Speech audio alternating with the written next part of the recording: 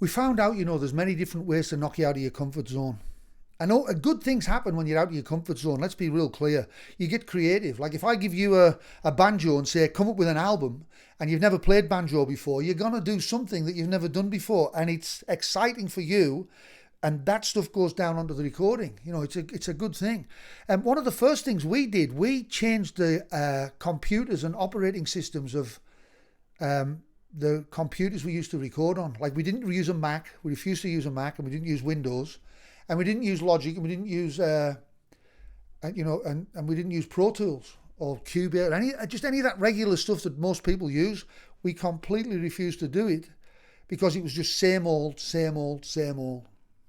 Same plugins in there, same reverb effects, same blah, da, da, da, da. Everything was the same. So I thought, let me knock myself right out of my comfort zone and let's have a look at what else is out there.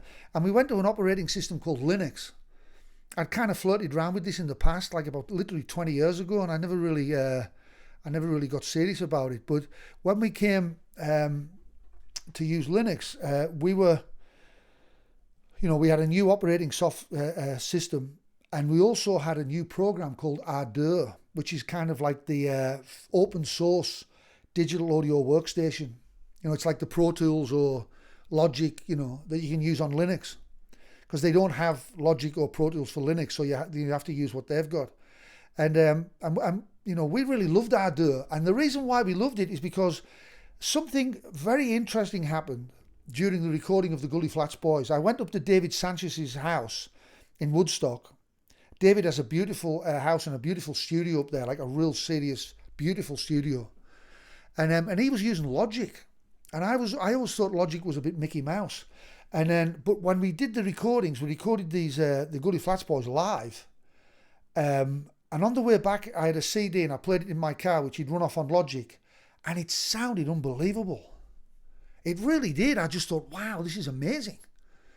And I thought maybe it was his recordings or whatever it was. I didn't think about it until I transferred it onto Pro Tools, the files. And now all of a sudden I'm listening back, I'm thinking, hang on a minute, something's changed on this.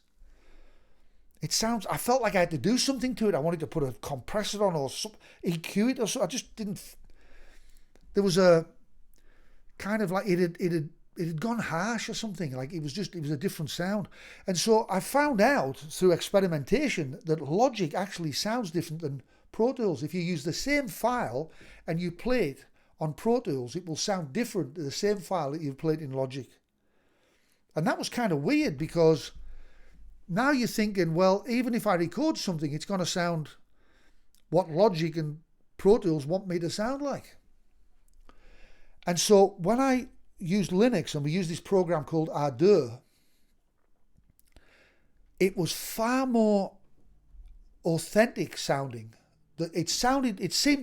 Ardour seemed that it didn't do anything to the music. Like what I played in, when I played it back, it's like, yeah, that's what it sounds like. That's, it seems like, whereas if you do it on Logic or you do it on Pro Tools, there's very subtle differences between them and they're coloured. They've altered, your sound has been coloured in a certain way.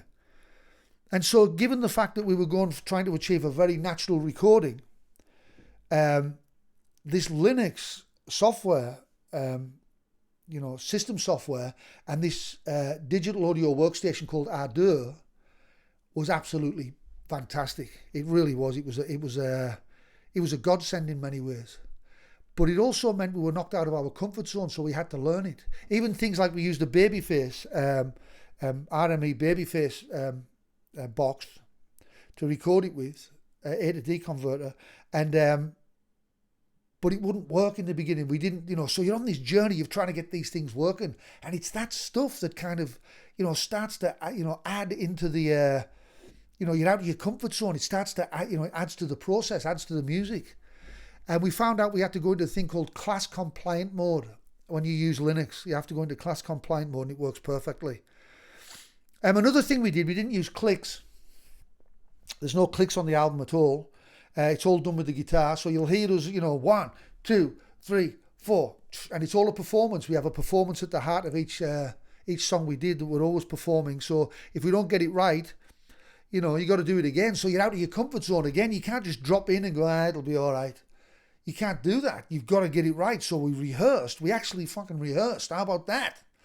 Who does that anymore? We actually rehearsed, sometimes for hours on end to get the right pocket and the right feel on these songs. With no click. It always occurred to me with things like, when clicks were brought into prominence in the 80s, I think it handcuffed a bunch of musicians where you were, the big thing was to be in time. The priorities in music change all the time, but they stopped listening to music, and they had these things called spectrum analyzers, and they'd say the low tom should happen in between that frequency, and that should happen between that frequency, and the cymbal should be in that frequency, and they started mixing music based on this spectrum analyzer and where the frequencies were supposed to be, as opposed to just what sounded good. And with clicks, if you listen to something like Money by Pink Floyd, it starts off boom. And it's a certain tempo, but by the time they go through the journey and they go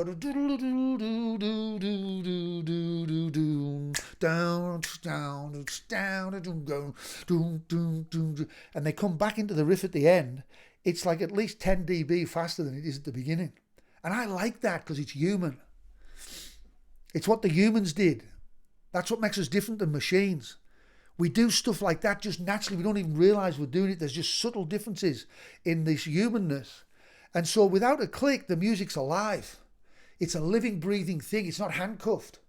When you start using clicks, you're always handcuffed. 1, 2, 3, 4. And some drummer's got this thing going, how can you play music when it's going do, do, do, do, do, do? And all you're doing is playing in time. You're not playing music. You're just playing in time. You might as well get a fucking drum box. And so we wanted to have it be music. And so there's no clicks at all on the album. It's all just live. And if we got it wrong, we had to just go back to the top and we had to start all over again. But that was another way we knocked ourselves out of our comfort zone. We were always under stress that if I get this fucking wrong, we'll have to do it again. It was that whole thing, right? Because you couldn't drop in. Well, we didn't want to drop in. And then, of course, we did the tuning, another thing out of our comfort zone. We tuned down to A432, which is a debatable enhancement to music, whether some people say it's a real thing and some people say it's nonsense. They basically said that A440, which is what everybody tunes, what the pianos are all tuned at A440, they say it's a really harsh sound. If you play it into music, the music goes like this, into water, the water goes like this. But when you play A432 into water, it does this. Now, whether that's true or not, I don't know. But it's definitely different. And I like the difference. It's a gentler, softer, more kind of again, it's one of them things, it's more like a perception thing. Like it does something, the whole album, you'll notice if you put the whole album on, you can just play it again because it doesn't bother your ears. Like you're not exhausted. Like it's kind of a gentle experience that you're having with the whole recordings on the entire Big Purple Castle project. And that's because of A432. That was sending was sending gentle waveforms into people's system. And I really think that makes a difference. But all these things, and slide guitar, I played slide guitar, knocked me out of my comfort zone. I'm fucking dreadful at slide guitar. I'm a bit better now because I've done it for 2 years. When I first picked hold of the slide guitar, it's like, you got somebody else's fucking hand. It's like, what, you're doing this. It's like, what's going on?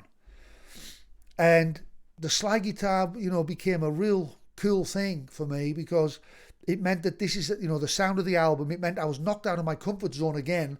I had to learn a new thing. All these new things we're learning, it's all knocking you out of your comfort zone.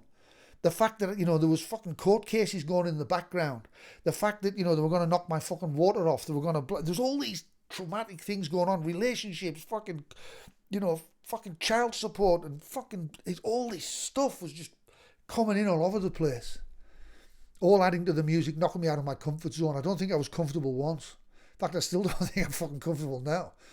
I'm still traumatized now. But that was, they were some of the things that for somebody like myself with 100 recordings in his bag, I had to find somehow to make myself do different things and be creative again. And so that's what I do. That's the process I always use, whether it's on Made in Space where I don't play any guitar at all and I use a an auto tune, or whether it, just anything just to knock me out of the same shit that I did the last time.